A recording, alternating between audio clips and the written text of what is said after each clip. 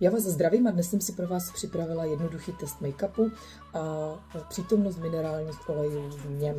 Já tady mám make-up nejmenované značky a pak tady mám make-upy společnosti Shogun.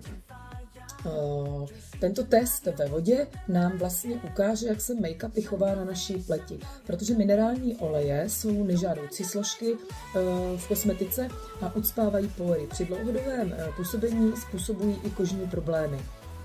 Takže make-upy Shogun neobsahují parabeny, minerální oleje, nejsou testovaný na zvířatech, splňují přísný certifikát Biocert Italia a mají spoustu dalších ještě i vlastně antioxidační, anti-agingové složky.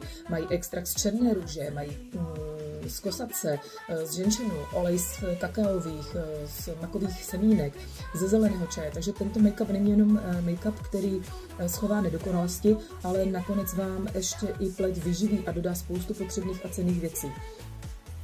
Tak, já si odstříknu jednoduše takhle do vody. Tady vytlačím. A přítomnost minerálních olejů způsobuje to, že make-up se nerozpustí. Vlastně stanou se z něho takové kousky a olejové masné skvrny a úplně stejným způsobem se vlastně on takhle chová i na vaší pleti. Takže já jdu rozmíchat Shogun, ten se mi po chvilce krásně rozpouští.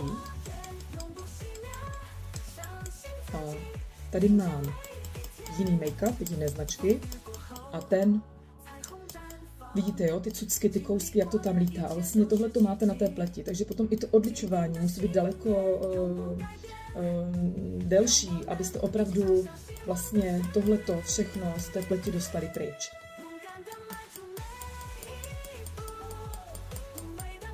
Takže klidně mi napište do komentáře, jestli jste si takový test doma udělali, anebo zda vůbec řešíte, co vaše kosmetika obsahuje. A budu moc ráda za vaše sdílení a mějte hezký den.